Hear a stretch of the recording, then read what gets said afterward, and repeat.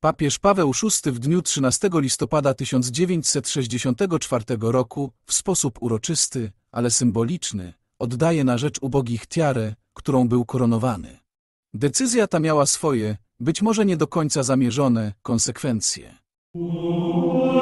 Biuro Prasowe Watykanu oraz dziennikarze, wyjaśniając tę decyzję, stwierdzali, że mimo tego gestu, papież nie rezygnuje z używania tiary w czasie ceremonii, które zwyczajowo będą tego wymagać.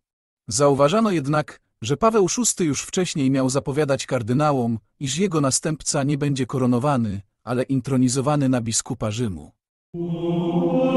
W praktyce okazało się, że rok 1964 był ostatnim, w którym widziano papieża z tiarą na głowie. Paweł VI nie używał jej nawet w kolejne rocznice swojej koronacji, ani podczas uroczystych błogosławieństw dla miasta i świata. Tysiącletnia tradycja, niezwykle bogata w symbolikę, została porzucona. Jednakże na jakiekolwiek regulacje lub choćby pośrednie wzmianki o tiarze w oficjalnych dokumentach Stolicy Apostolskiej trzeba było czekać kilka lat. Pierwszym dokumentem, w którym pojawiło się pośrednie odniesienie do tiary, był list papieski Pawła VI reformujący dwór papieski. W sekcji drugiej, mówiącej o reformie kaplicy papieskiej, pojawia się wzmianka o zniesieniu między innymi funkcji kustosza tiary papieskiej, którą zwyczajowo pełnił jubiler papieski. Od tej pory pieczę nad koronami papieża będzie mieć papieski zakrystian. Drugim i zarazem, co zaskakujące, ostatnim dokumentem Pawła VI, w którym znalazło się odniesienie do tiary, była konstytucja apostolska regulująca kwestię wyboru nowego papieża. Mimo że dokument pojawił się 11 lat po faktycznym porzuceniu tiary przez Pawła VI, to, co również dla wielu było zaskoczeniem, mówił wprost o koronacji nowego papieża, zarówno w tytule ostatniego, 7 rozdziału, jak i w ostatnim jego paragrafie. Podsumowując, działania i decyzje Pawła VI dotyczące tiary i koronacji można ocenić jako niespójne i dwuznaczne, wręcz charakterystyczne dla atmosfery panującej w Kościele pod koniec Soboru Watykańskiego II oraz w pierwszych dekadach po jego zakończeniu.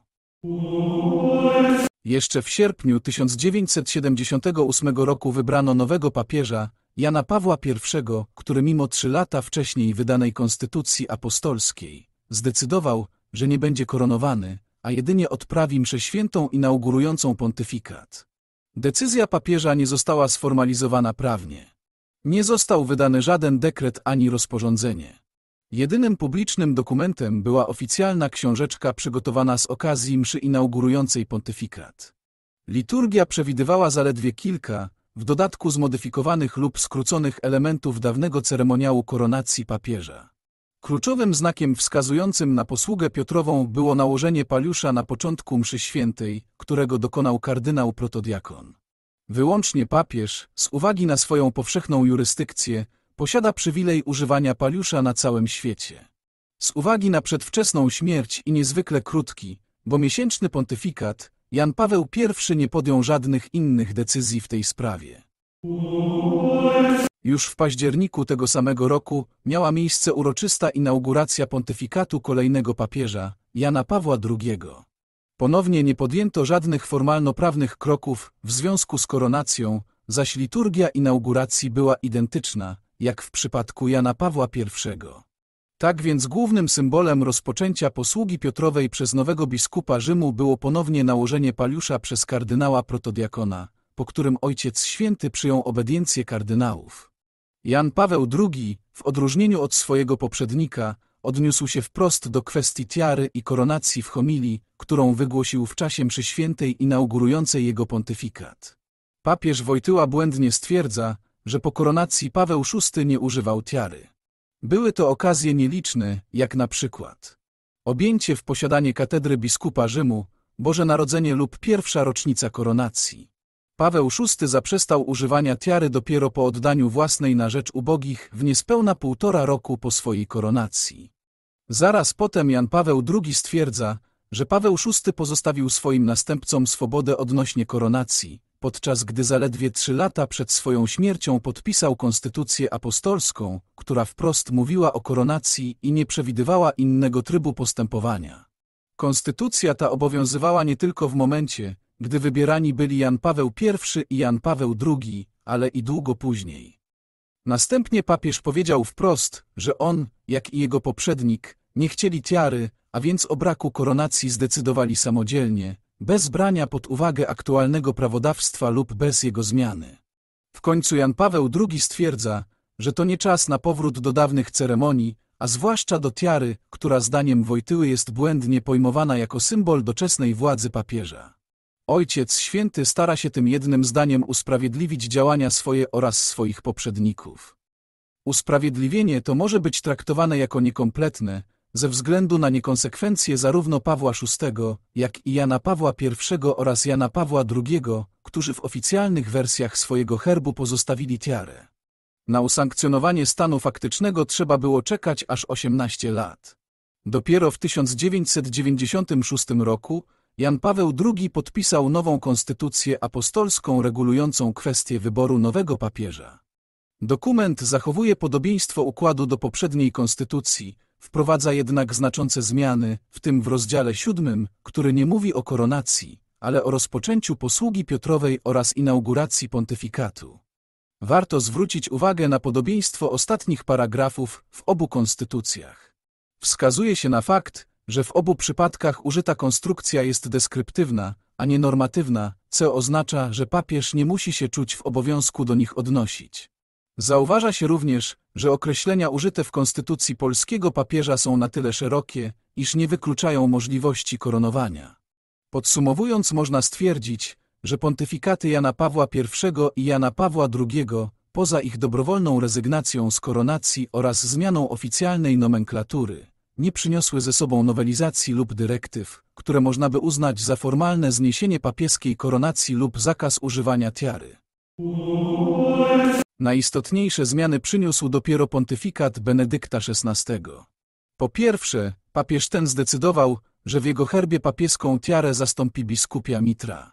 Klucze Piotrowe zostały zachowane. Ponadto dodano do herbu nowy element, czyli paliusz. W oczach heraldyków zmiany te jawiły się jako rewolucja.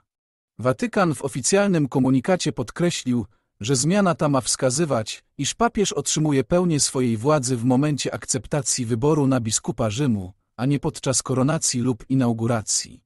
Warto też zauważyć, że to sam papież zdecydował, że tiara wraz z kluczami piotrowymi pozostaną oficjalnym symbolem stolicy apostolskiej.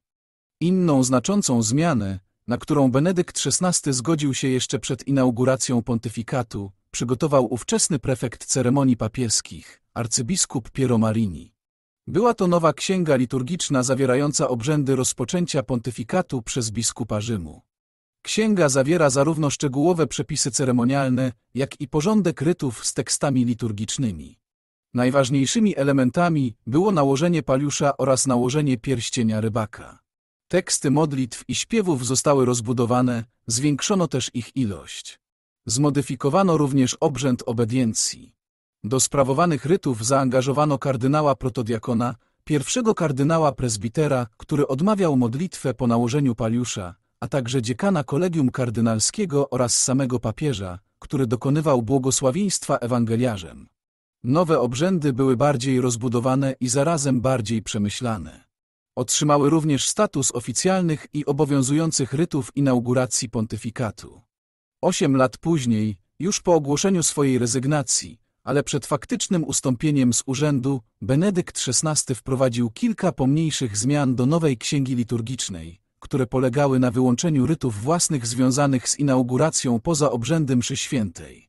Niektórzy, jak na przykład jeden z rzymskich kanonistów prowadzący witrynę internetową poświęconą instytucji konklawę, twierdzą, że publikacja nowej księgi liturgicznej przez Benedykta XVI była faktycznym zniesieniem koronacji.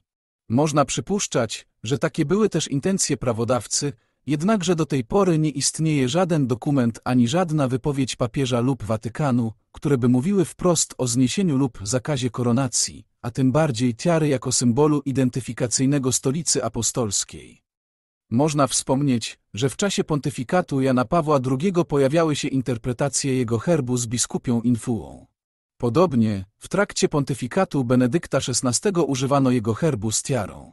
Ponadto obserwatorzy zauważali, że i w watykańskich ogrodach pojawiały się tradycyjne herby papieskie z tiarą. Wszystkie te przypadki nie mają jednak charakteru wiążącego i należy je traktować jedynie jako hołd dla tradycji. Buonasera. Pontyfikat Franciszka nie przyniósł znaczących zmian w kwestii koronacji i tiary. Papież przyjął reguły obrzędowe inauguracji ogłoszone przez Benedykta XVI i podobnie jak on nie umieścił tiary w swoim herbie. Do tej pory nie dokonał też żadnych modyfikacji względem oficjalnej heraldyki Stolicy Apostolskiej. Jedna czcigodna tradycja związana z tiarą i prymatem Piotrowym trwa praktycznie nieprzerwanie do dzisiaj. Polega ona na przybieraniu w szaty i insygnia papieskie, czyli albę, stue, pektorał, pluwiał, klamrę, pierścień i tiarę, pochodzącą z XIII wieku słynną statuę świętego Piotra wykonaną z brązu przez Arnolfo di Cambio. Zwyczaj ten stosuje się w święta związane z księciem apostołów i prymatem Piotrowym, a niekiedy także na czas innych bardzo ważnych dla papiestwa i Kościoła uroczystości. Tiarę oraz pozostałe szaty i insygnia statui świętego Piotra można przeważnie oglądać w Muzeum Skarbca Bazyliki Świętego Piotra. Na koniec nie sposób nie wspomnieć o fakcie, iż poza Janem Pawłem I wszyscy następcy Pawła VI posiadali lub posiadają własne tiary, które otrzymali w darze od wiernych. Janowi Pawłowi II tiarę podarowali wierni z Węgier w 1981 roku. Benedykt XVI otrzymał swoją w 2011 roku od niemieckiego biznesmena i kolekcjonera nakryć głowy, natomiast Franciszkowi tiarę ofiarował przewodniczący parlamentu Macedonii w 2016 roku. Żadna z tych tiar nie została nigdy użyta. Podsumowując, ani koronacja papieska, ani tiara nie zostały wprost i formalnie zakazane. Jednakże jeszcze przed zakończeniem obrad Soboru Watykańskiego II tiara została porzucona przez Pawła VI. Wszyscy jego następcy nie zdecydowali się na koronowanie. Ostatnich dwóch papieży zrezygnowało również z tiary w oficjalnych wersjach swoich herbów. Następcy Pawła VI wydali konstytucje i księgi liturgiczne, które w ogóle nie wspominają o koronacji lub o tiarze, choć tę ostatnią pozostawili jako oficjalny symbol Stolicy Apostolskiej. Można więc uznać, że intencje kolejnych papieży są w tym względzie spójne i łączą się w ciąg konsekwentnych decyzji, których celem jest zaprzestanie wyrażania osoby i urzędu biskupa Rzymu za pomocą tiary. Czy jest to zasadne? To temat na inną, długą i rzeczową dyskusję.